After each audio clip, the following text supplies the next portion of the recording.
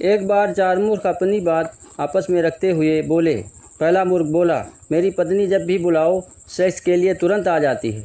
दूसरा मूर्ख बोला, हमारी पत्नी ब्यूटी पार्लर जाती है तो अपने सिर से लेकर एड़ी तक का मेकअप कराती है और बड़ी सुंदर दिखती है। उसे देखकर मेरा दिल भर जाता है, सेक्स करने की ज़रूरत ही नहीं पड़ती।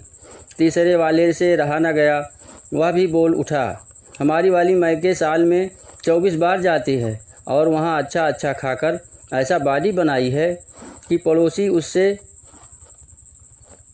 चूहों की तरह डरते हैं।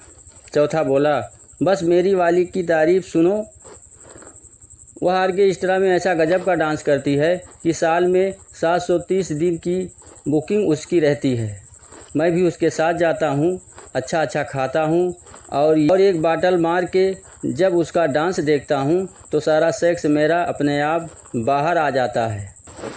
लोग मुझे बहुत रिस्पेक्ट देते। सब एक बूढ़ा आदमी सुन रहा था, उससे रहा ना गया।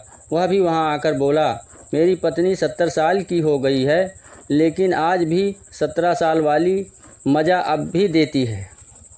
और सुनो, वह देखने में ही बूढ़ी लगती है, अब भी कुंवारियों जैसी है क्योंकि हमने उसे बहुत संभाल के रखा है, आचार की तरह। मैं उससे केवल देखता हूँ, लेता नहीं। अब चारों मूर्ख वहाँ से उठकर दूसरे स्थान पर जाकर आपस में बोले, यार चलो चुपके से एक एक करके उसकी पत्नी का चेक करके आते हैं। प्लान के मुताबिक पहला मूर्ख महामूर्ख के गैर मौजूदगी में उसके पत्नी के पास गया और उसी के मन की बातें करने लगा। बातें करते करते उसे सेक्स के लिए राज़ी कर लिया था कि महामूर्ख कहीं से अपने घर आ टपका। दोनों को सेक्स करते देख बोला, तूने मेरी 50 साल की तपस्या भंग कर दी।